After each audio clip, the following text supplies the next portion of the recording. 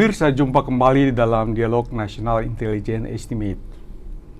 Pada kesempatan kali ini, topik pembahasan kita adalah analisa konflik Rusia-Ukraina.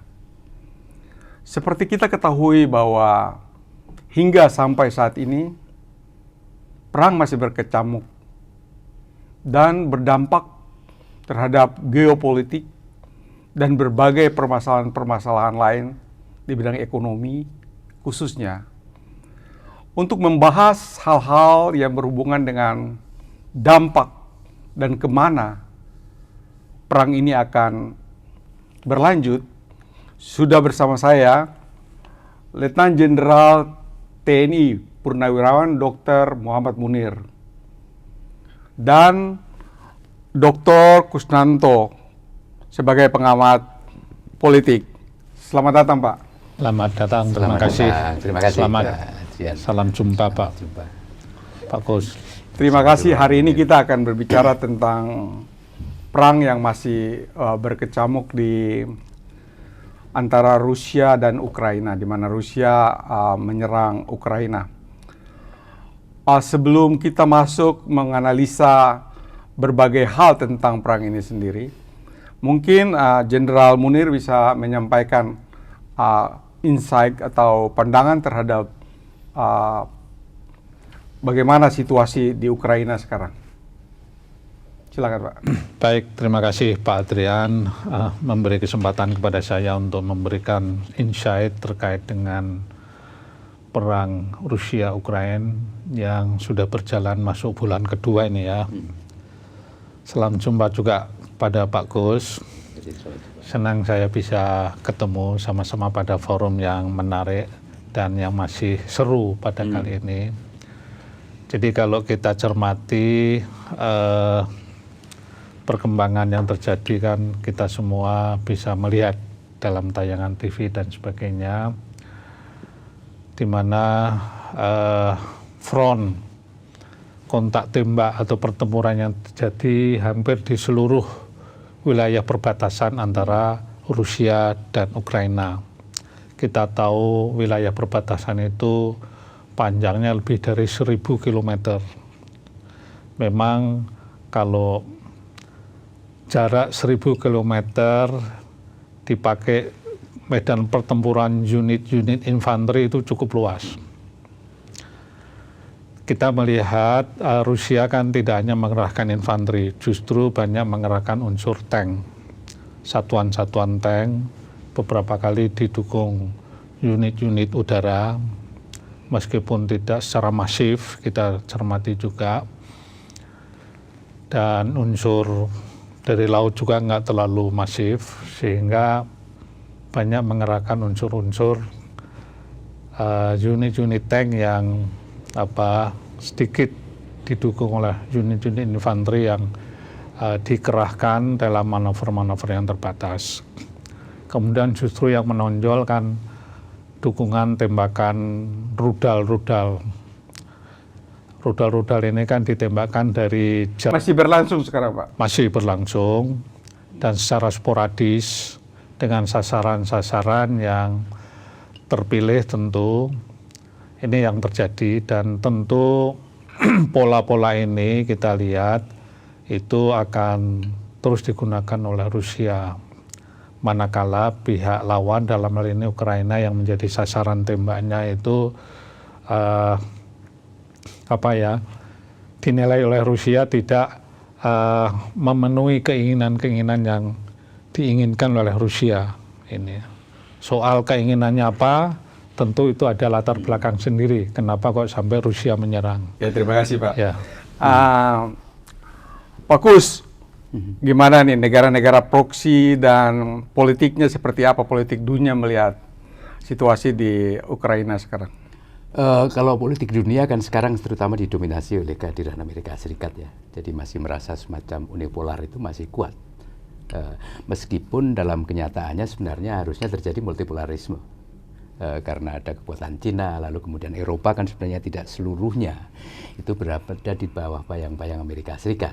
Gitu kan. Misalnya adalah Prancis, kira-kira begitu. Apalagi dalam konteks Rusia, Rusia adalah pihak yang kalah dalam perang dingin, kurang lebih begitu. Dan kita tahu kalau pihak yang kalah itu selalu menginginkan sesuatu yang baru. Dan jangan lupa bahwa peradaban itu pada umumnya dimulai dengan perang. Sama dengan geopolitik. Geopolitik itu dimulai dengan perang, atau pada akhir perang itu akan mewujudkan suatu peta geopolitik baru. Termasuk di dalam hal ini saya kira ya, konflik Ukraina dengan Rusia ini akan mengawali sesuatu yang saya kira sangat baru. Meskipun Jadi melibatkan major power, Pak.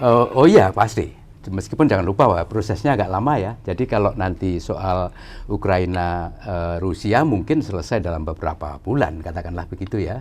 Ketegangannya, violent konfliknya akan mereda, itu pasti, kira-kira begitu. Tapi kalau perubahan geopolitiknya kan saya kira akan memerlukan waktu yang agak lama.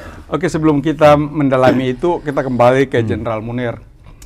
Bagaimana sekarang kita lihat manuver-manuver pasukan dari Rusia sekarang kan menarik diri.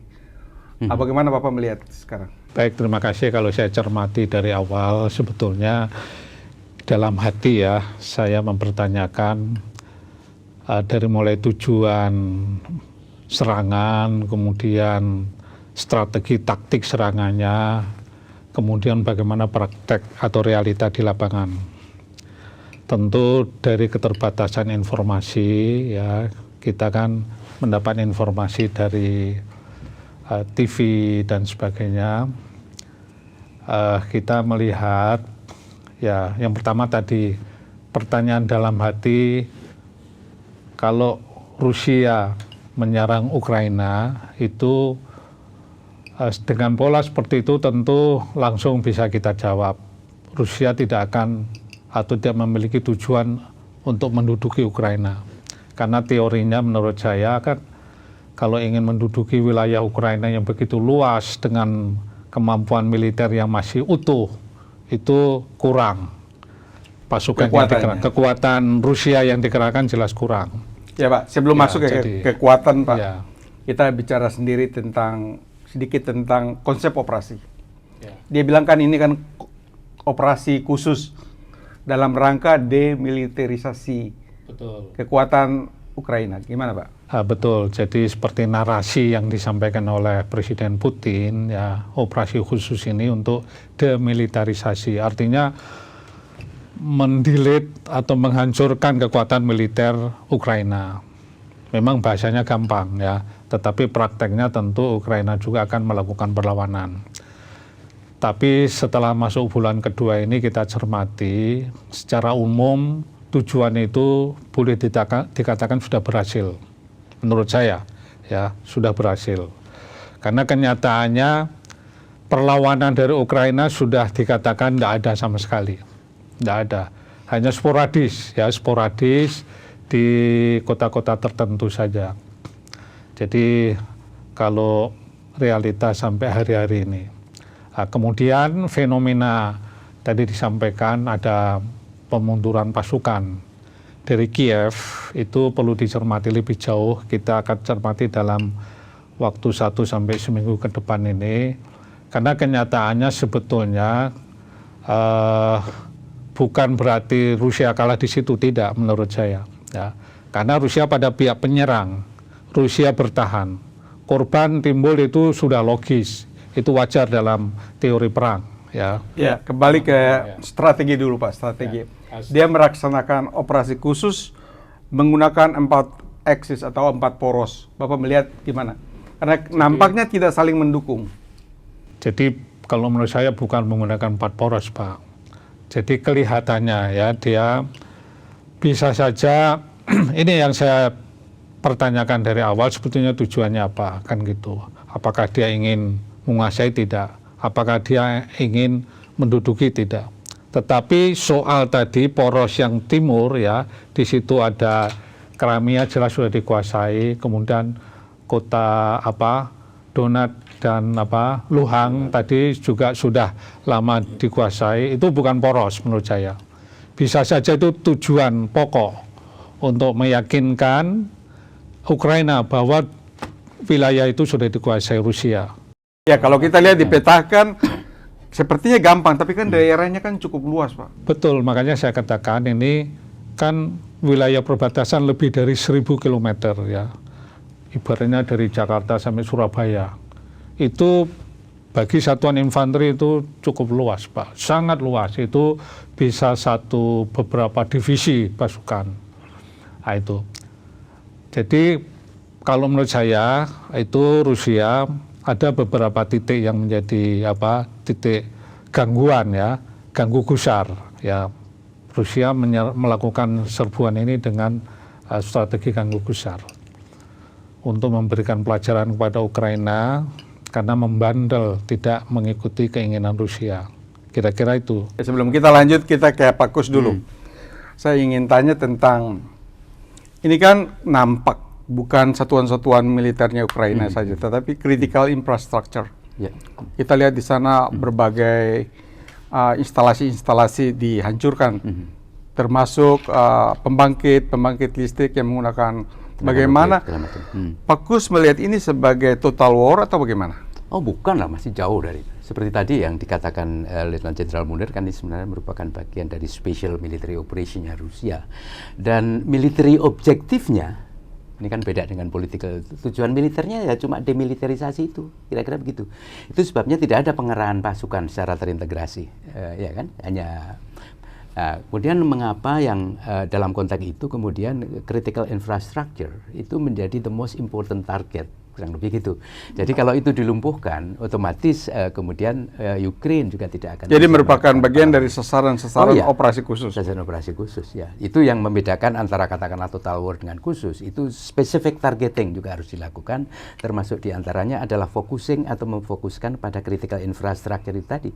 Karena kalau itu sudah hancur dan kemudian sebagian pasukan serta senjata Ukraina sudah hancur termasuk dalam rencana demilitarisasi itu, maka dengan sendirinya Ukraina tidak bisa melakukan perlawanan dalam perang yang katakanlah the next step lah. Ya, kembali saya kepada membayangkan next step. Ya, kembali kepada Jenderal Munir. Apakah penilaian, apa saja penilaian Bapak tentang sasaran dari operasi khusus ini 40 hari pertama ini, pada phase pertama ini, pada fase pertama ini, apakah sudah tercapai menurut Jenderal? Kalau tujuan tadi demilitarisasi, menurut saya sudah cukup, sudah berhasil. Ya. Jadi sudah terbukti. Tanpa ada perkuatan. Ya, jadi kan kalau kita monitor, Ukraina itu berhasil melakukan gangguan-gangguan atas bantuan juga, ya dari Stinger, dari senjata-senjata yang anti tank dari Yen. Jadi artinya apa? Sebetulnya Ukraina sudah selesai, tetapi kan Rusia mengantisipasi dampak lebih jauh. Nah, yang kedua masalah dampak ini yang tidak semudah itu dilakukan oleh. Jadi kira-kira kekuatan militer Ukraina butuh waktu yang lama untuk bangkit kembali melawan. Untuk mengkonsolidasi dan sebagainya, apalagi membangun infrastruktur kan butuh waktu, Pak. Katakanlah kita tidak melihat misalnya dogfight antara pesawat Rusia dan Ukraina kan dari awal tidak ada. Artinya ini semua bicara perang zaman modern kan ada aspek cybernya sudah dimatikan udah di-jamming oleh Rusia sehingga tidak efektif semuanya. Sebetulnya kalau Rusia mau berbuat lebih jauh, Pak, mengerahkan pasukannya, udara dan sebagainya bisa. Ternyata kan kita tidak melihat. Jadi begini, Mbak, menurut saya kita harus cermat membaca strategi dan taktik Rusia. Jangan membaca taktik dan strategi Rusia dengan pola kita. Itu nggak nyambung. Ya, tapi kita lihat di lapangan kan banyak, ini masalah dukungan logistik. Banyak tank-tanknya Rusia juga kehabisan bahan bakar di daerah operasi. Kelihatan kurang persiapan atau bagaimana, Pak? Ya, kalau dibilang kekurangan bahan bakar kan versi kita, Pak. Kalau logistik, dukungan logistik, perencanaan dukungan logistik. Logistik. Ya, kalau saya melihat kan TV itu, berita itu dua sisi, Pak. Sisinya berita Rusia bagaimana, berita Barat bagaimana. Kalau kita cermati dua-duanya itu ya masing-masing saling ini, Pak, mengklaim. Ya, kalau kita ikuti CNN atau apa, mengatakan ini waktu itu sempat berhenti berapa hari dikatakan kehabisan bahan bakar. Kalau Rusia memang itu tidak kehabisan, memang dia menunggu saat yang tepat bergerak. Ini jadi kita kan di sini bebas penilaian gitu. Ya, kita kembali ke Pak Kus. Masalah perkuatan, dukungan, peralatan militer dari negara-negara lain, termasuk Amerika. Bagaimana Pak Kus melihat itu? Ya itu sebenarnya kan saya ingin menyambung lebih dulu tentang yang disampaikan Letnan Jenderal Munir tentang tujuan militer Rusia sebenarnya sudah dicapai ya sampai tahap ini ya. Saya setuju Pak Letnan Jenderal ya, karena tujuannya memang itu. Dan sebenarnya tujuan agak jangka panjang kan bukan Ukraine ya, tapi menurut saya NATO. Jadi serangan ke Ukraine itu selain Ukraine juga penting bagi Rusia tentu, saya tidak menyangkal soal itu. Tapi ini juga sebagai ujian bagi Rusia, oleh Rusia terhadap apa sih yang akan dilakukan oleh NATO. Dan ternyata nggak ada yang dilakukan oleh NATO kecuali sekedar mengirim bantuan militer tidak langsung, lalu ada penasehat tentang cyber, tapi kan tidak ada kehadiran militer respon langsung dari negara. Risikonya sangat besar. Ya, tapi itu yang ingin dicoba oleh Rusia. Itu sebabnya memang Rusia dalam konteks perang dengan Ukraine sekarang ini hanya intermediate target, kurang lebih gitu. Jadi belum final tentang Ukraine. Masih ada apakah dengan berikutnya. sasaran yang dicapai pada fase pertama ini mampu mempengaruhi keputusan-keputusan politik selanjutnya oleh... Saya kira Rusia akan berpikir simpel ya. Ternyata NATO tidak punya gigi, tidak berani melakukan katakanlah no-fly zone, tidak. Apalagi Amerika misalnya. Apalagi Amerika Dia Serikat. nyampaikan kepada Presiden Ukraina bagaimana bahwa terserah kamu. Betul sekali. Saya kira ini menurut saya kalau melihat tujuan yang agak lebih jangka panjang, khususnya dalam menguji apa sih sebenarnya NATO setelah Perang Dingin, ternyata NATO di mata Rusia, di mata Presiden Vladimir Putin sekarang tidak punya gigi apa-apa. Jadi saya setuju bahwa tujuan political objective yang ingin dicapai oleh Rusia sampai tahap ini, baik dalam konteks pertempuran medan laga di Ukraine, seperti tadi dijelaskan oleh Letnan Jenderal Munir, maupun tujuan politik diplomatiknya untuk mempengaruhi geopolitik Eropa, khususnya respon NATO, sudah tercapai. Oh ya, kembali ke Jenderal Munir. Kira-kira kalau ada fase kedua, katanya akan dia mengarah ke timur. Gimana Bapak melihat itu? Kira-kira? Karena dari imagery dari foto udara itu, kelihatannya pasukan-pasukan dari Rusia ini sudah ditarik dari Belarus, kemudian sudah berkurang. Ya ditariknya kemana dulu Pak? Itu.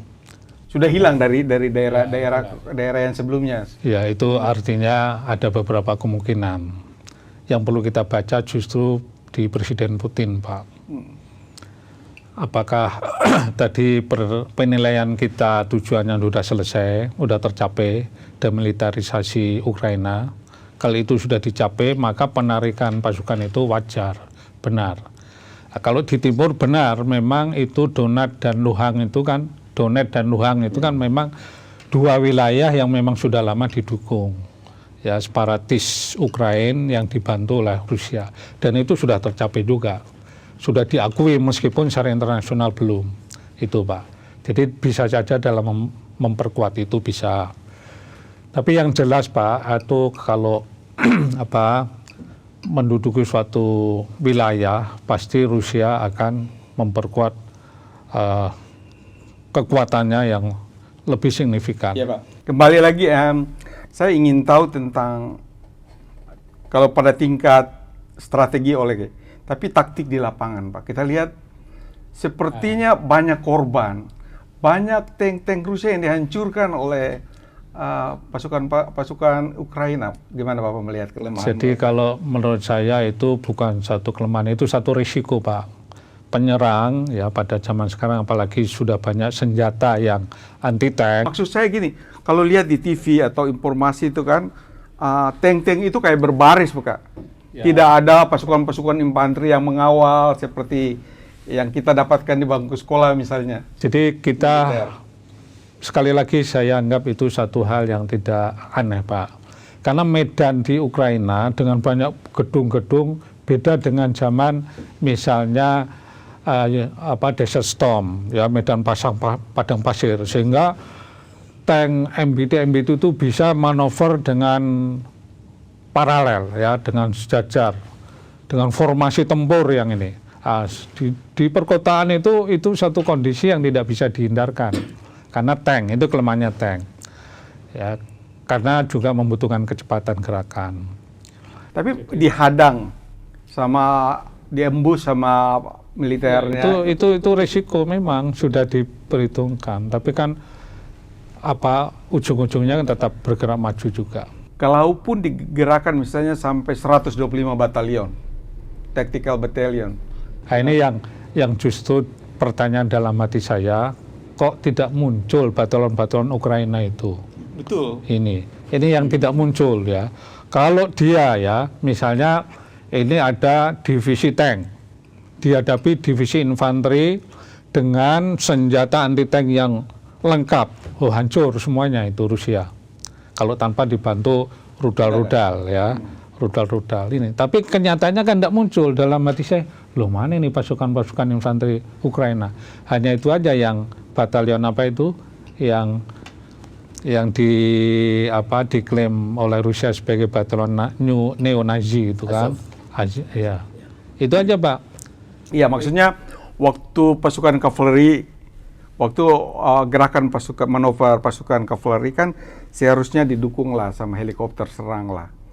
Sehingga tidak timbul banyak sekali tank-tanknya Ukraina, tank-tanknya Rusia yang dihancurkan. Sampai 400 sekian menurut informasi dari Barat. Dari awal yang saya timbul pertanyaan dari pihak Rusia sebagai penyerang, dia kok tidak mengerahkan pasukan yang gempuran pertama itu masif, ya, udara, kemudian daratnya formasi tank yang masif, sehingga langsung mungkin dampaknya lebih dalam, Pak. Bagaimana Bapak melihat kekuatan udara, Pak? Ini yang Air sport atau pertempuran di udara, bagaimana Bapak melihatnya? ya, kalau melihat saya cermati, tidak ada pertempuran udara yang berarti kali ini. Tapi banyak pesawat yang ditembak, Pak. Pesawat Rusia yang ditembak jatuh. Tapi kan tidak signifikan. Ya, tidak oleh pesawat lawan pesawat, Pak. Itu dogfight. Kalau angkatan laut bagaimana? Pak Kus bisa menambahkan? Ya, karena kalau dari yang saya ketahui, khususnya dari segi katakanlah reformasi militer di Rusia sejak tahun 2008, itu belum tuntas. Jadi apa yang disebut sebagai doktrin Gerasimov itu belum muncul dalam bentuk beberapa standar operating procedure. Terutama ketika mengadakan jadi misalnya kita membayangkan ada operasi gabungan, agak sulit Rusia sekarang melakukan. Nah, ini saya kira sebagian terlihat dalam kasus Ukraina itu. Jadi bantuan logistik bermasalah, kira-kira begitu ya. Terus kemudian serangan terintegrasi juga tidak ada. Itu yang sebagian memang, meskipun itu sebagian juga merupakan salah satu dari tujuan politiknya. Jangan lupa ini kan operasi militer khusus ya. Jadi memang bukan perang untuk ukuran Rusia ya. Jadi juklak Rusianya tidak memakai juklak perang seperti yang diketahui di Barat. Misalnya pakai joint publication 100, enggak gitu. Rusia belum mempunyai itu kira-kira sekarang. Jadi ini barangkali merupakan salah satu faktor yang menyebabkan, entah kalau disebut kekalahan Rusia silakan saja, tapi menurut saya ini memang merupakan sesuatu yang evolving, yang sedang berkembang di lingkungan militer Rusia sendiri, kira-kira begitu. Tapi itu satu hal saya kira. Yang kedua adalah salah satu yang penting dari doktrin Putin adalah eskalasi untuk mende-escalate. Jadi ini pergeseran pasukan saja, kalaupun ada ke arah timur segala macam itu. Karena nanti mungkin Jenderal Munir bisa menjelaskan lebih lanjut. Di timur medannya jauh lebih simple. Di barat Rusia terpaksa terjebak dalam urban warfare. Di timur nggak akan, karena pendukungnya orang-orang Rusia di situ. Banyak keturunan dari Rusia. Banyak keturunan Rusia. Jadi, tapi ini saya kira the next step ya, kira-kira nanti kalau kita berbicara barangkali berapa minggu lagi, barangkali seluruh. Waktu katakanlah itu penarikan pasukan. Ya. Rusia dari Kiev dan sekitarnya, Boka atau Bucha, Boka. Ya, yang itu. Iya, Boka. Kalau kita lihat banyak korban, ada yang melaporkan 450 korban sipil dan lain-lain. Katakanlah itu mereka sebenarnya bukan sasaran kan sipil, dari sasaran operasi itu sendiri. Apakah ini masalah leadership komandan-komandan bawahan, pasukan-pasukan bawahan, atau bagaimana Bapak melihat, Pak Jenderal Munir? Kalau menurut saya kita perlu cermati betul tentang kasus Buka. Memang kasus kota Buka di mana banyak penduduk sipil yang terbunuh ya, ada yang di bawah bunker ya dan sebagainya. kalau saya cermati ya sekali lagi, pelakunya kok bukan prajurit dalam apa yang terlibat dalam sebuah pertempuran. Menurut saya ya, kalau dari sepintas saya lihat di tayangan TV-TV ya, pelakunya ya itu bukan karakter prajurit yang terlibat dalam pertempuran. Nah, siapa ini perlu investigasi. Jadi kita tidak bisa menuduh siapa ya. Karena kalau itu kan Ini masih dalam investigasi dan Rusia meng-call United Nations untuk emergency meeting. ya makanya saling menuduh kan, saling menuduh, pihak Ukraina menuduh Rusia, Rusia membantah. Kalau kita lihat ya ini semacam suatu apa ya kriminal atau apa ya, di mana korbannya diikat tangannya, tidak bisa. Kalau prajurit kan tidak perlu diikat Pak kalau mau bunuh, tinggal tembak istilahnya gitu. Jadi ini salah satu contoh saja, mohon maaf ya, ini kan kita pernah mantan prajurit Pak. Jadi dalam sebuah pertempuran ya itu. Jadi ini Sesadis-sadisnya. Ya. Ada yang bilang barbarian. Sesadis-sadisnya tentara Rusia tidak akan begitu. ya mungkin doktrinnya sama Pak. Kalau prajurit itu dimanapun kan memiliki doktrin yang sama Pak. Ya, kan mereka bertempur karena perbedaan Ada politik SOP aja. juga, Ada ujung dari politik Pak. Ya. Kita lihat ini ada media Pak.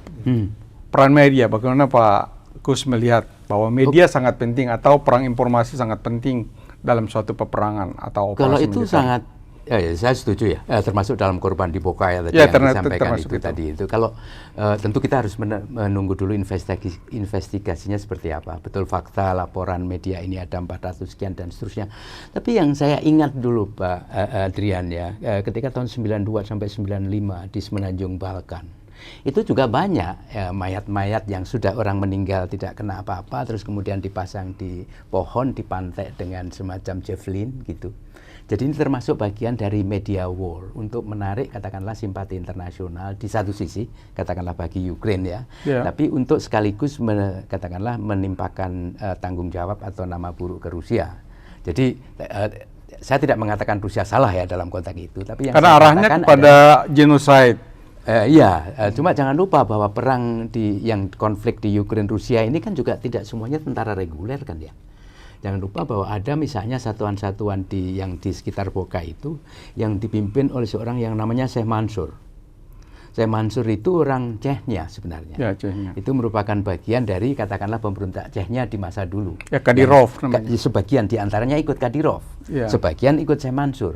Jadi sebagian ikut Rusia sekarang katakanlah begitu, sebagian menjadi pasukan lepas kurang lebih begitu. Tidak mustahil kalau dia berada di Ukraina. Ini kan pasukan-pasukan yang mempunyai insting kekejaman, tidak mempunyai disiplin, tapi berusaha untuk mendapatkan rekognisi baik dari pemimpin lokal di situ maupun dunia, kan bisa berbuat apa saja Pak Adrian ya. Ya Pak Kus melihatkan 30 sejak Perang Dunia Kedua kan tidak ada perang besar seperti begini. Kok sepertinya apa yang berubah? Instrumen internasional kan sudah banyak mengatur tentang ini Pak. Dan prajurit itu kan sudah di-training melalui ini yang banyak. Kok masih terjadi seperti itu? Bapak melihat bagaimana? Loh, kalau bukan militer kan tidak terikat pada International Military Code of Conduct. Saya kira begitu. Apalagi kalau ini dinyatakan oleh Rusia sekurang-kurangnya sebagai special military operation, rule of the game-nya apa? Kan kira-kira begitu. Jadi saya tidak mengatakan salah dan benar. Rusia pasti salah dari segi melakukan tindak kekerasan yang berlebihan, melewati tapal batas negara dan seterusnya itu. Itu dari segi hukum internasional tidak betul kira-kira. Tapi kalau kita berbicara tentang the conduct of war misalnya, itu kan persoalan lain lagi. Ya ini kejahatan perang Pak. Kalau diarahkan itu benar, apakah Putin bisa dikatakan war crime misalnya? Saya kira nggak bisa ya. Satu, karena itu nanti akan menunggu pada investigasi, penelitian, dan itu kalau kita lihat persoalan-persoalan seperti dulu Slobodan Milosevic, Malko Rajic, dan Radovan Karadzic di Yugoslavia, itu perlu waktu antara 5 sampai 7 tahun baru bisa di trial. Dua adalah trialnya itu harus in person. Harus in person itu artinya orangnya harus hadir. Artinya Presiden Putin harus dibawa ke Den Haag. Itu tidak mungkin kalau Presiden Putin tidak dikudeta oleh anak buahnya sendiri. Yang sampai sekarang itu tidak mungkin Nah, terjadi. kembali lagi masalah kudeta tadi Bapak katakan. Sanksi.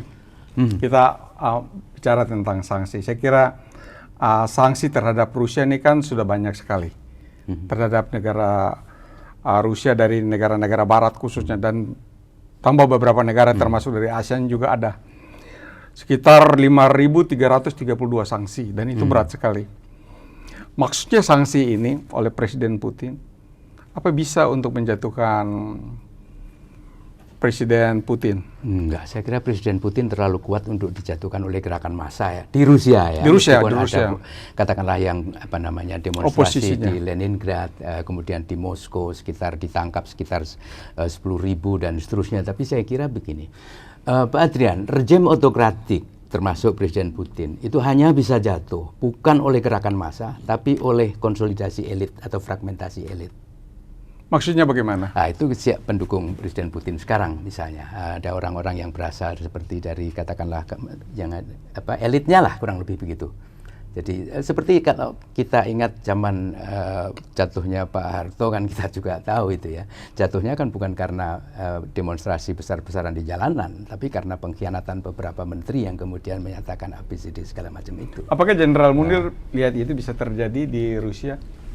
Jadi kalau menurut saya Pak, seperti saya sependapat dengan yang disampaikan Pak Kus tentang dinamika Putin ya. Justru yang timbul pertanyaan saya, yang perlu kita pertanyakan, yang penting di sini bukan masalah mundur atau jatuhnya Putin, tidak Pak. Yang perlu kita pertanyakan motif Putin sesungguhnya apa. Ini persoalan penting. Kenapa kok sampai Rusia menyerang? Yang belum kita diskusikan dari awal tadi Pak. Kan tadi hanya realitanya merupakan operasi militer khusus. Tetapi motifnya apa? Kita harus memahami Pak, Ukraina ini kan merupakan daerah penyangga Rusia dari arah barat Pak. Ibarat Cina mengklaim Laut Cina Selatan untuk penyangga serangan dari arah timur. Itu sama Pak, ya semacam buffer zone gitu. Manakala Putin khawatir kalau Ukraina masuk NATO, itu ibarat senjata-senjata musuh semakin mendekat ke wilayah perbatasan Rusia. Kalau itu terjadi, maka ancaman nyata bagi Rusia, kan gitu. Ini satu antisipasi jangka panjang, Pak. Nah, Presiden Putin berpikir bukan untuk dirinya sendiri, tapi untuk anak cucunya Rusia, kan gitu ibaratnya, ya enggak? Sehingga daripada itu, maka dilakukanlah ganggu besar tadi ke Presiden Ukraina. Maksudnya kan begitu gempuran-gempuran itu terjadi demilitarisasi, ya harapannya segera aja lah menyerah atau rundingan dengan memenuhi gugatan-gugatan Rusia, kan gitu. Jadi tadi disampaikan Jenderal Munir tentang karakter atau apa ya, background beliau. Bagaimana Pak Kus melihat Pak Presiden Putin? Kan beliau 16 tahun di KGB. Iya, itulah sebenarnya kan. Dan proses pengambilan keputusan di Rusia gimana? Ya, saya setuju. 16 tahun di KGB, tapi saya kira Putin jauh lebih canggih dibanding Lavrentiy Beria yang sangat terkenal pada tahun 50-an pada masa Stalin itu, karena selain KGB, Putin juga mempunyai persoalan lain, modal lain katakanlah. Buku bacanya banyak Pak Adrian. Termasuk buku bacaan seperti katakanlah Ivan Ilyin, Alexandrovich, lalu bukunya Lev Gumilov dan segala macam itu yang sangat mempengaruhi pemikiran Putin ya. Saya bisa cerita berhari-hari soal itu, tapi pendeknya begini, yang membedakan Putin dengan pemimpin-pemimpin Rusia sebelumnya adalah satu, dia adalah orang yang kecewa betul terhadap tumbangnya Uni Soviet pada tahun 91. Kalimat pertama yang Putin sampaikan pada waktu itu adalah, hari ini merupakan hari paling penting dalam geopolitik dunia. Pada saat yang bersamaan beliau ada di Eropa, di Jerman, sebagai anggota KGB. pangkat letnan kolonel pada saat Ya, itu. ya makanya kalau itu kan soal kalkulasinya, maka Ya. saya tidak selalu membayangkan bahwa Putin kalau misalnya menggunakan strategi yang rational choice theory misalnya, itu saya kira orang yang sangat berani menanggung resiko, mengetahui banyak hal dan seterusnya. Tapi saya kira yang lebih penting dari karakter itu adalah apa yang ada di balik kepalanya ini, Pak Adrian. Jadi pengaruh-pengaruh para penulis itu. Jadi kira-kira dia berpikir how to make Russia great again. Gitu. Ya, dia Seperti ingin itu. mengubah geopolitik dunia, mengembalikan katakanlah kejayaan entah namanya Rusia, entah Uni Soviet tentu dalam konteks baru, tapi saya kira juga tatanan Eropa maupun tatanan global. Kan biasa ini terjadi seperti dalam pertempuran Peloponnesos antara Athena dan Sparta. Ya, kemudian Perang Dunia I, lalu Perang Dunia Kedua, pihak-pihak yang kalah itu kan menerima aturan seperti yang dibuat oleh yang menang. Nah, dalam hal Putin, kekalahan Rusia dalam Perang Dingin tahun 90 sampai tahun 91, mereka kan menerima rule of the game seperti yang ada. Nah, orang-orang kecewa seperti ini sebenarnya banyak, Pak Adrian. Bukan hanya Putin, tapi juga Rouhani di Iran, dan juga Presiden Xi Jinping di Cina. Jadi, tapi saya kira ini waktu agak panjang ya. Tapi kalau kita misalnya berbicara dalam konteks the next 20 Jadi kira-kira beliau ini years, konservatif. luar biasa. Konservatif. Dan lebih dari sekedar konservatif, dia percaya betul pada Rusia is not a territory, it's civilization. Itu sebabnya kemudian etnik Rusia itu kemudian yang di mana-mana itu akan Sama dengan Cina dong. Nah, ya cuma karena Rusia mempunyai katakanlah immediate historinya itu dekat tahun 91. Itu yang dikatakan Putin, ini adalah ketika satu hari mengubah sejarah Rusia, hanya dalam tempo satu hari 30 warga Rusia itu berada di seberang perbatasan Republik Federasi Rusia. Kembali ke Jenderal Munir. Ini masalah intervensi PBB. Apakah sebagai instrumen internasional PBB mampu mengintervensi perang ini antara Rusia dan... Karena kita lihat juga bahwa kemarin waktu sanksi, tidak semua negara juga yang mendukung sanksi. Jadi kebetulan tadi malam saya monitor siaran TV ya, di mana menjelang pidato Presiden Ukraina, menunggu saat itu kan ada perdebatan. Termasuk di situ ada dubesnya Rusia juga. Ini pihak-pihak Amerika dan sebagainya jelas menginginkan adanya operasi itu, intervensi PBB. Tapi Rusia jelas tidak mau, kan gitu. Karena bicara PBB, bicara UN, untuk intervensi kan ada mekanismenya, ada protapnya. Kemudian polanya kan setelah protap disetujui, ada perlu dilancarkan intervensi, bisa dilakukan namanya peacekeeping. Operation kan, Ya, bisa ya. peacemaking. Betul. Apakah Pak Kus lihat ini bisa ke Security Council, Dewan Keamanan? Susah karena Rusia akan mempunyai hak veto di situ, dan ini jauh lebih rumit dibanding semenanjung Balkan. Kemarin kelihatan di General Assembly ya Pak? Ya, baru di itu. sidang umum. Karena kan Rusia punya hak veto. Nah, maka kemudian alternatifnya apa? Dalam kasus semenanjung Balkan tahun 92, itu kemudian NATO bergerak, kurang lebih begitu. Ya kan, waktu itu Amerika duluan, kemudian NATO. Tapi dalam kasus sekarang susah, karena NATO-nya anggotanya sekarang semakin banyak. Dan negara NATO sebelah timur, Hongaria, Rumania, Bulgaria, itu sebenarnya masih akan menolak kalau diikutsertakan. Padahal keputusan NATO kan harus berdasarkan pada konsensus. Sehingga kalau UN, United Nations, gagal atau tidak Jadi berhasil, ada dua negara anggota NATO yang tidak mendukung. tidak mendukung kalau Itu misalnya... kan ada Betul. 140 mendukung, ada 5 against. Oh bukan, ini dan 30 misalnya kalau untuk UN sanksi. pasti nggak mungkin, Bos. UN pasti nggak mungkin, gitu ya. Karena akan diveto oleh Amerika Serikat. Tapi kalau UN tidak mungkin, itu kan sebenarnya Veto ada sama alternatif. Ya, sama Rusia. Ya. Kan ada alternatif lain. Diputuskan oleh organisasi regional. Dalam kasus Eropa itu NATO. Tapi bahkan NATO tidak akan setuju karena ada 3 negara ini tetap merupakan tidak akan berani untuk mendukung suatu tindakan katakanlah pengiriman peacekeeping operation ke Rusia. Yang mendukung itu kan negara-negara kecil itu, Latvia itu, Latvia, Estonia, kemudian ada Polandia, paling begitu ya. Terus jangan lupa Jerman, Perancis yang negara besar, saya kira tidak akan belum tentu bisa mendukung untuk itu. Kecuali tidak tahulah, kita tunggu, karena menurut saya terlepas dari korban yang menurut ukuran masyarakat umum itu sudah banyak, tapi seperti dikatakan oleh Pak Jenderal Munir, kalau menurut kalkulasi atau ekspektasi dari sebuah peperangan, korbannya kan belum banyak gitu. Ini kan beda ukurannya, mohon maaf sekali lagi. Ya, jadi akibat dari perang itu sendiri kan banyak pengungsi Pak, negara-negara tenang, dan itu masalah tersendiri bagi negara-negara sekitar itu. Bagaimana Bapak melihat kelanjutan dari intervensi, kalau katakan itu agresi ya, atau kampanye Rusia ke Ukraina, selanjutnya seperti apa kira-kira? Artinya Amerika akan full support atau akan full support Ukraina, atau mereka seperti statusnya seperti sekarang ini?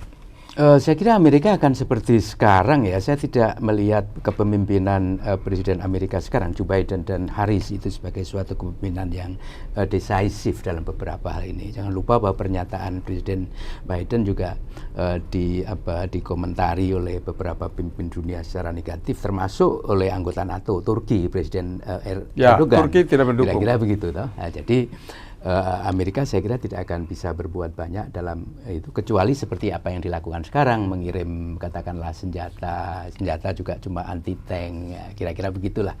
Jadi kira-kira Amerika Serikat tetap akan begitu saja. Tapi menurut saya justru melihat ini sebagai sebuah peluang, Pak Adrian.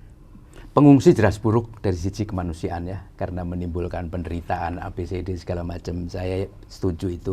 Tapi di lain pihak, pengungsi itu juga akan menimbulkan beban sosial, ekonomi, politik yang luar biasa. 2,7 juta di Polandia, bisa bayangkan apa akibatnya. Di Rumania, di Moldova, di Bulgaria, kemudian di negara-negara lain.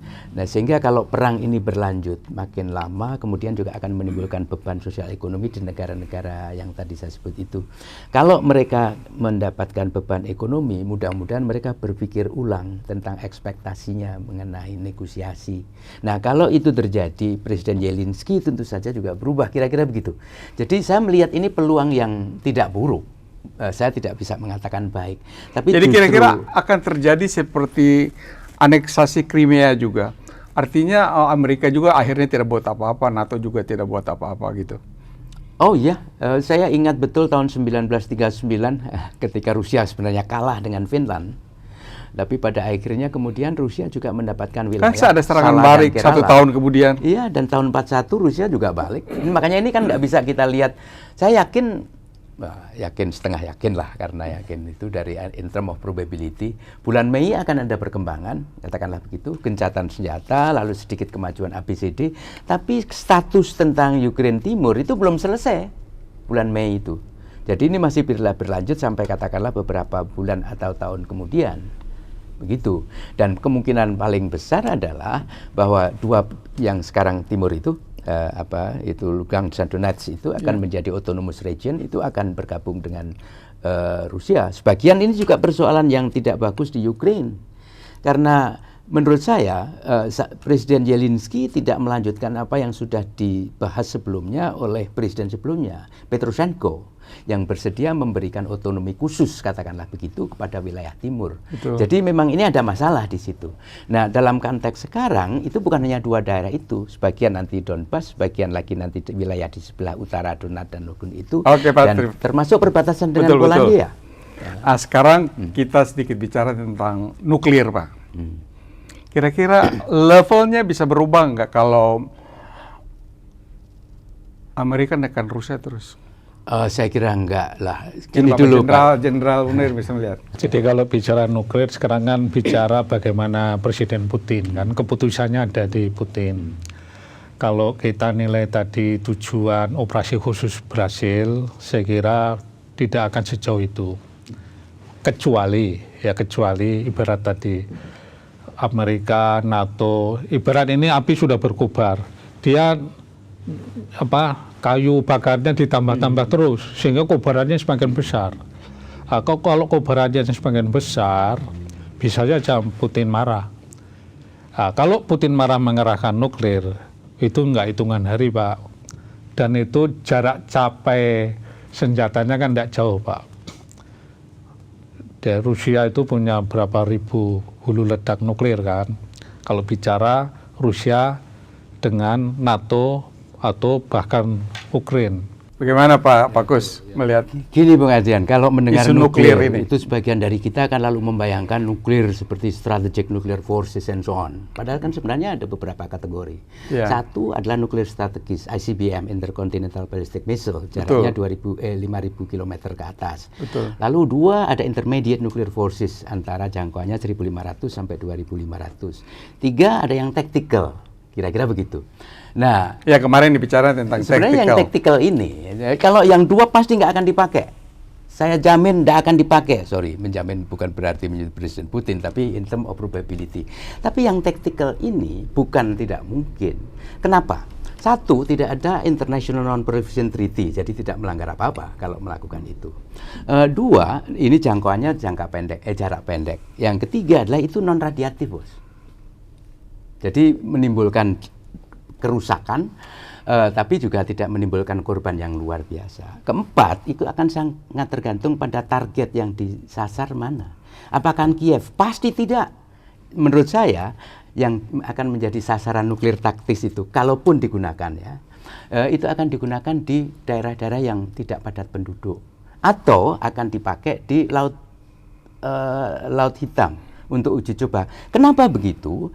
Karena Rusia sudah menguji coba Zircon.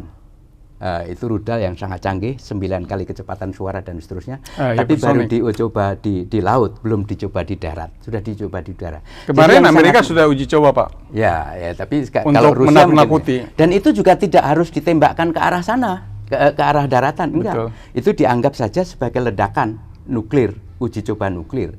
Dengan demikian Rusia tidak melanggar apa-apa, kecuali mungkin melanggar apa itu namanya, Limited Test Ban Treaty tahun 1963. Jadi hukumnya beda lagi ini. Dan jadi, ini hypersonic, opsinya masih banyak ini, Pak. Hypersonic missile ini kan susah sekali nanti bisa dipertahankan. Tapi kita perlu juga bicara tentang aspek ekonomi. Ini kebijakan Putin ini kan untuk masalah rubel, mata uang rubel. Bagaimana Jenderal Munir lihat?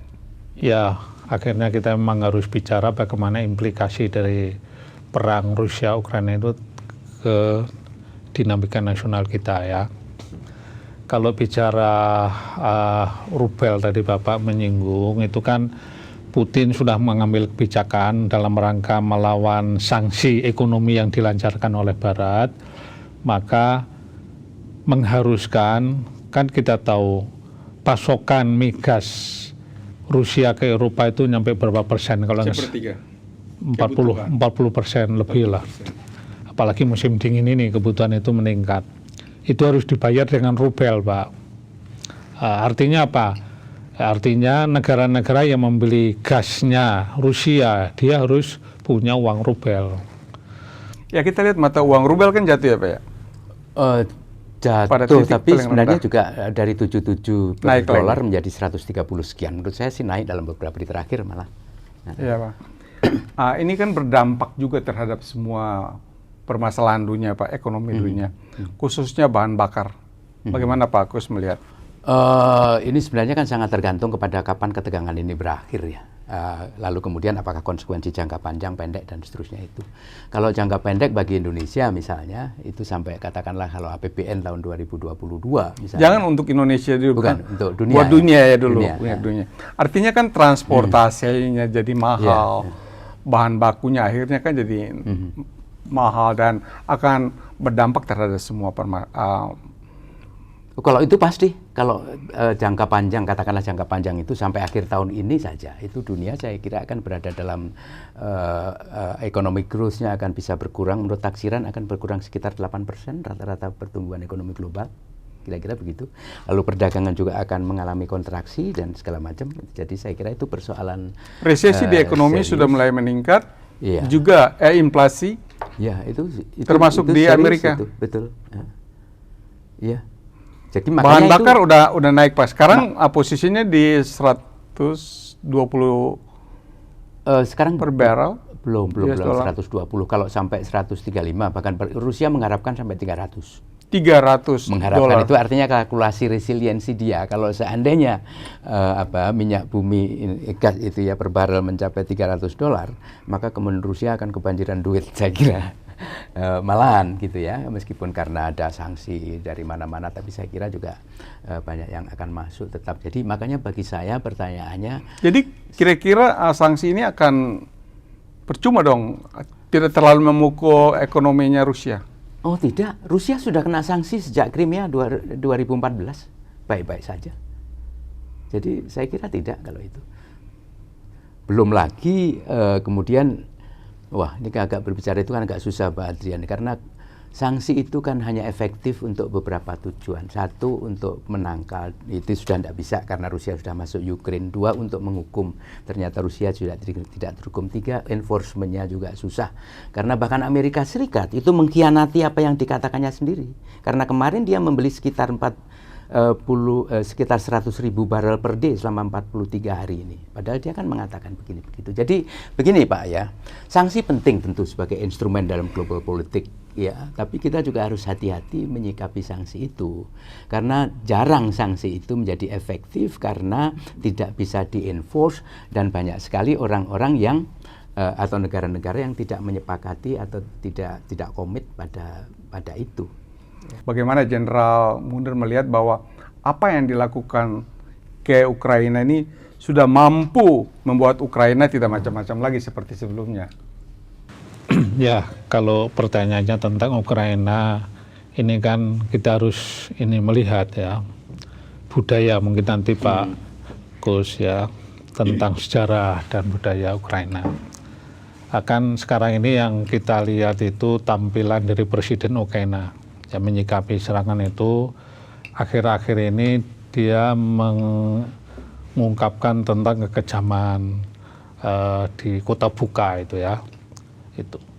Jadi kalau menurut saya akan ya, tadi kalau diprediksi Mei akan gencatan senjata, ini akan menyadarkan yang pertama Ukraina sendiri. Karena kita cermati beberapa minggu pada saat terjadi pertemuan-pertemuan di daerah Belarus ya, Belarusia, Presiden Zelensky ini sudah mengatakan bersedia untuk tidak membawa Ukraina ke NATO. Tapi justru dalam seminggu ini berbalik dia. Jadi kan membuat Rusia jadi bingung lagi nih. Apakah akan gabung NATO atau tidak Ukraina. Nanti kalau itu terjadi, justru di pihak Rusia itu akan bisa saja merencanakan serangan lanjutan gitu yang lebih dahsyat gitu. Jadi artinya Ukraina harus konsisten mempertimbangkan apakah dia akan tetap menjadi negara yang netral atau blok NATO. Apakah bisa dijatuhkan Pak? Zelensky. Ya, Zelensky. Agak susah ya kalau sekarang itu, meskipun Rusia saya kira masih berharap supaya Yanukovych, kira-kira begitu. Tapi saya pikir tidak mustahil Zelensky itu bisa berubah dalam beberapa hari ke depan itu. Karena beberapa hal ya, mungkin karena tekanan-tekanan dari dalam, barangkali juga karena sebenarnya tekanan-tekanan dari luar, termasuk negara-negara yang tidak sanggup lagi menerima pengungsi, gitu. Kemudian juga keputusasaan beberapa negara NATO, sudahlah kamu nggak usah ini, misalnya bisa jadi untuk sekedar katakanlah meredakan suasana, tidak menyelesaikan persoalan loh ya. Jadi ini berbeda. Tadi pertanyaan Bung Adrian kan antara lain apakah nanti akan selesai, Ukraine akan ABCD. Tidak mungkin, Ukraine tetap akan bergolak. Ukraine as it is now. Kenapa begitu? Karena ada persoalan geokultur Pak Munir ya. Jadi Ukraine Timur, katakanlah Donetsk dan Luhansk, itu by ethnic Rusia, by culture Christian Orthodox, yang lebih dekat dengan autokratisisme, kurang lebih begitu. Ukraine sebelah barat, Kiev, Lviv, segala macam itu, ethnically campur, tapi Rusia tidak dominan dan orang Ukraine di situ yang dominan. By culture adalah orang-orang Kristen yang tidak ortodok, ya, yang lebih dekat dengan katakanlah gagasan-gagasan liberal. Jadi ini memang beda Pak, dua ini beda. Jadi saya mengerti, bukan setuju kalau Presiden Putin berpikir ini dibelah saja sekalian. Yang ini timur ikut Rusia, yang itu biar ikut Barat, tapi tidak perlu masuk NATO, masuk EU, Uni Eropa boleh saja. Komentar masalah geopolitik, Pak. Ya itu Pak, karena seperti perang Peloponnesos memang betul pada akhirnya Sparta menang ya. Tapi kan geopolitik di sekitar Laut Adriatik tidak berubah dalam 2-3 tahun setelah itu. Ini juga lama. Saya selalu membayangkan ini dikuasai nanti akan mereka. Ya wilayah Rusia. pengaruh mungkin, tapi kalau wilayah ini enggak. Saya kira kalau prioritas Rusia, prioritas Putin, saking gurunya kan Yevgeny Primakov, itu cuma Eropa. Jadi akan menjadi negara yang dipandang dengan respect oleh orang-orang Eropa dan Amerika Serikat. Tentu ada Timur, segala macam itu juga penting nanti hubungannya dengan Cina. Tapi inklinasi sampai tahun 2035-an ya, itu baru akan Eropa. Saya tidak tahu kalau kita punya waktu untuk berdiskusi tahun 2045, misalnya mungkin. Ini kan geopolitik ini berubah tidak dalam semalam. Jadi perlu waktu gitu ya. Mungkin kita yang terakhir masalah apa lesson learned yang bisa kita ambil bagi Indonesia, khususnya TNI misalnya. Ya, kalau menurut saya Pak, lesson learned yang bisa kita ambil adalah kita harus memperkuat diri Pak. Pertahanan keamanan kita harus memperkuat diri karena kepentingan nasional kita, yang pertama kepentingan nasional, yang kedua kita sebagai negara yang bebas non-blok ya. Non-blok itu satu sisi ada keuntungannya, sisi lain juga ya bisa juga dianggap musuh gitu. Manakala ada satu masalah kita tidak ngeblok pihak-pihak yang konflik, dianggap kita musuh. Ya, kita harus pertahanan keamanan kita kuat. Tadi Bapak singgung TNI, kan TNI itu komponen utama pertahanan keamanan kita. Itu yang pertama Pak. Yang kedua ya tidak terlepas dari situ, ya di era modern ini memang salah satu unsur terpenting pertahanan keamanan kan kekuatan ekonomi Pak. Kekuatan ekonomi. Ya kita melihat perang modern itu dengan alat perlengkapan yang begitu canggih-canggih itu kan mahal-mahal Pak. Kalau kita mau beli itu kan harus ekonomi kuat Pak. Kalau tanpa itu lemah kita Pak. Ya dengan adanya IKN, kita anggap itulah Kiev misalnya. Ya. Kalau diserang menurut dari aspek pertahanan seperti apa sih dari pelajaran perang di Ukraina ini? Jadi saya kan pernah dinas di sana 5,5 tahun Pak ya, di daerah Kaltim ya. Jadi menurut saya bagus untuk pertahanan Pak. Yang menyerang juga sulit. Dia mau lewat mana, kecuali pasti negara yang akan menyerang itu negara yang memiliki kekuatan udara dan laut yang canggih, yang besar. Siapa? Ya kita tahu siapa yang punya itu. Tetapi begitu masuk darat, kita ya pertempuran darat yang harus kita kekuat. Akan ini masih melalui tahapan Pak. Jadi IKN kita memang harus disusun sistem pertahanan yang lebih komprehensif begitu Pak. Ya Pak Kus, ini kan kita berada dalam wilayah Indo-Pasifik. Apa kira-kira yang kita harus perbuat melihat situasi perang di Ukraina ini, Pak? Saya kira yang paling penting mungkin G20-nya ya. G20 sebenarnya itu yang kita harus berbuat sesuatu lah melalui forum itu, meskipun barangkali sekedar pernyataan, katakanlah begitu. Meskipun barangkali juga mencoba kaitkan saja tentang bagaimana keharusan untuk menjabat tetap dunia, untuk ini sekarang reafirmasi saja dari prinsip-prinsip diplomatik, kurang lebih kan kira-kira begitu. Pak Kus melihat apakah Presiden Putin tetap diundang dalam G20? Oh iya, tetap diundang saya kira. Sekurang-kurangnya prosedural begitu yang dilakukan oleh Indonesia sekarang, dan memang saya kira ada baiknya untuk Presiden Putin tetap hadir dan semuanya tetap hadir. Saya selalu membayangkan selalu ada ruang untuk berbicara meskipun tidak secara formal, dan pembicaraan informal. Jadi tugas diplomat lah untuk meyakinkan betul pihak-pihak yang tidak setuju. Saya justru tidak setuju dengan beberapa permintaan dari negara G7 untuk katakanlah mengisolasi Presiden Putin. Pada tingkat psikologis sekarang Presiden Putin tidak bisa diisolasi.